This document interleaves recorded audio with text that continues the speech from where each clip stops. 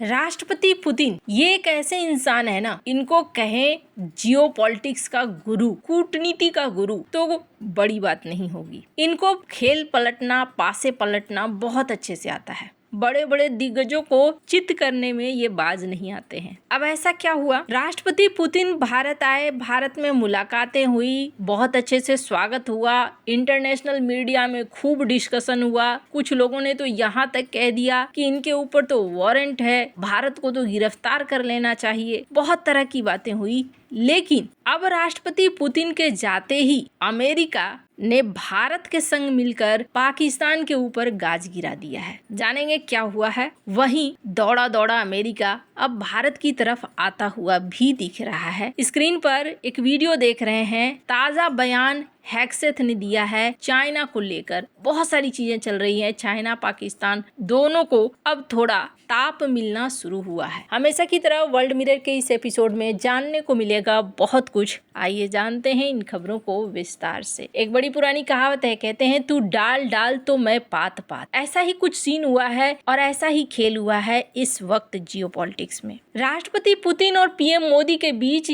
जब वो भारत आए 16 समझौते हुए, और जो समझौते का नेचर है अगर आप उसे ध्यान से देखेंगे तो सारे समझौते लॉन्ग टर्म वाले समझौते हैं। कोई बहुत बड़ा ऐलान नहीं हुआ। S-500 को लेकर, सुखोई 57 को लेकर, यहाँ पर भारत भी वेट एंड वॉच वाली मुद्रा में है। एकदम से बड़ा बड़ा झटका नहीं देना चाहता है अमेरिका को ताकि हिलकोरे ही आनी शुरू हो जाएं। ऐसा कुछ नहीं कर रहा है भारत आराम आराम से एक संदेश देते हुए अपने रास्ते को बनाता भी जा रहा है। भारत ने एक चीज साबित कर दिया कि तुम चाहे लाख दबाव डालो, मल्टी अलाइनमेंट तो होकर चल रहेगा और भारत अपने हिसाब से चलेगा, और इसका असर दिखना भी शुरू हो गया है। सबसे पहले तो भारत आ रही है अमेरिका की ट्रेड डील की टीम। संभवतः 10 तारीख से बैठकें होंगी और इस बैठक के बाद निर्णय होगा कि क्या भारत के साथ ट्रेड डील फाइनल किया जाए, नहीं किया जाए। उम्मीद किया जा रहा है कि दिसंबर के अंत तक ये ट्रेड डील फाइनल हो जाएगी। कल जब डॉक्टर एस जयशंकर से ये सवाल किया गया तो डॉक्टर एस जयशंकर ने बड़ा अच्छा जवाब दिया। उन्होंने कहा कि देखो, बातचीत चल रही है, हमने दरवाजा खुला रखा है, हमने बंद नहीं किया है, हम बातचीत कर रहे हैं। लेकिन मैं अभी कुछ ऐसा नहीं कहूंगा,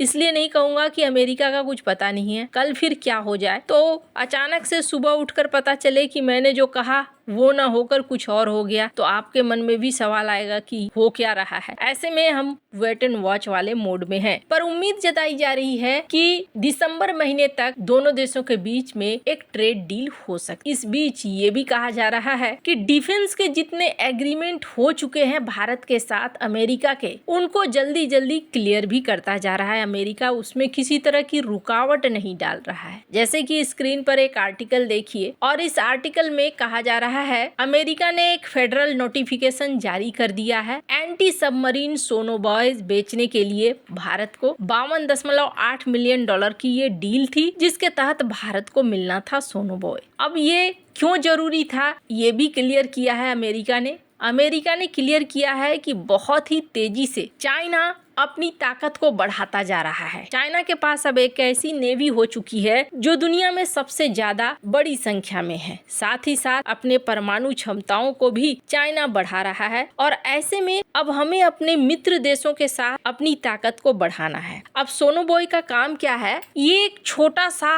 हल्का सा डिस्पोजेबल उपकरण है, स्क्रीन पर आप देख रहे हैं, जो खास तौर पर समंदर में दुश्मन की पनडुब्बियों को ढूंढने, ट्रैक करने या उन पर हमला करने के लिए इस्तेमाल किया जाता है। इसे हवाई जहाज P-8I या हेलीकॉप्टर MH-60R से जहाज से समुद्र में गिराया जाता है। वैसे सोनोबॉय 2 तरह के होते हैं, एक पैसिव और दूसरा एक्टिव। पैसिव का काम है सिर्फ सुनना, खुद कोई आवाज नहीं निकालते हैं। पनडुब्बी के प्रोपेलर की आवाज, इंजन की ध्वनि, मशीनरियों का शोर, ये साउंड पकड़ते हैं। बहुत गुपचुप तरीके से काम करते हैं क्योंकि दुश्मन को पता नहीं चलता है कि उसकी जासूसी हो रही है। भारत में सबसे ज्यादा इस्तेमाल यही होता है। इसके अलावे है एक्टिव सोनोबॉय, जो खुद भी ध्वनि तरंगों को छोड़ते हैं और उनकी इको सुनकर पनडुब्बी की दूरी, गहराई, दिशा का पता चलता है, जैसे सोनार काम करता है। भारत के लिए ये हर तरीके से जरूरी है। इसलिए जरूरी है कि ये सिस्टम कुछ ऐसे काम करता है कि P-8I पोसाइडन या helicopters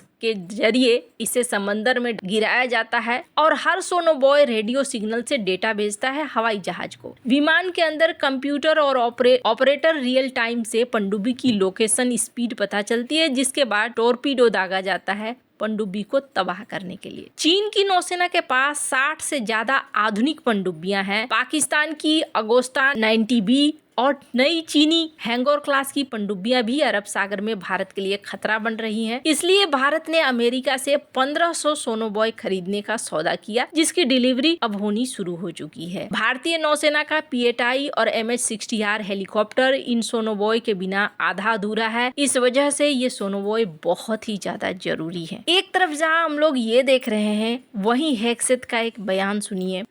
As I said at Shangri-La earlier this year, we're not trying to strangle China's growth. We're not trying to dominate or humiliate them. Nor are we trying to change the status quo over Taiwan.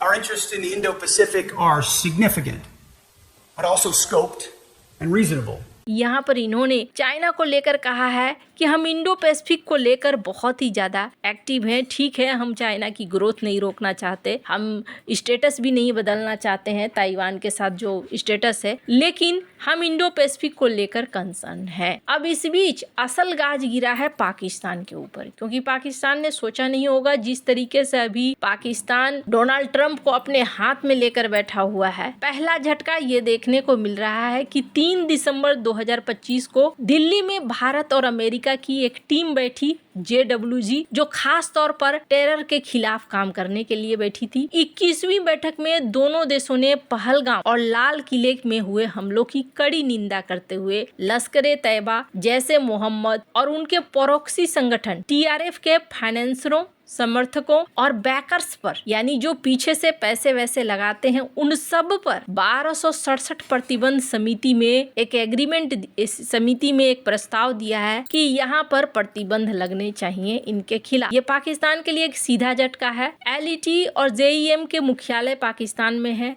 UN की नई listing का मतलब होगा दुनिया भर में जो उनकी संपत्तियां हैं उसको फ्रीज करना, यात्रा पर प्रतिबंध लगाना, हथियारों की बिक्री पर रोक लगाना। भारत ने इस एक हफ्ते में 2 मोर्चों पर अमेरिका को कहीं न कहीं अपने साथ खड़ा किया है। पहला, पश्चिम में पाकिस्तान प्रायोजित आतंकवाद को दुनिया के स्तर पर घेरना, और दूसरा, पूरब में चीन की सैन्य महत्वाकांक्षा को संतुलित करना। और ये कोई संजोग नहीं है। भारत जो मल्टी अलाइनमेंट की नीति पे चल रहा है ना, भारत ने अब ट्रंप के सामने प्रूफ रख दिया है कि आप हमें छोड़कर नहीं चल सकते हो, हम आपको छोड़कर भले चल सकते हैं, आराम से जी भी सकते हैं और आगे बढ़ भी सकते हैं। आपको क्या लगता है इन सब मामले में, आपकी क्या राय है, कमेंट कर जरूर बताएं। जल्द मिलते हैं अगले वीडियो में नई खबर के साथ।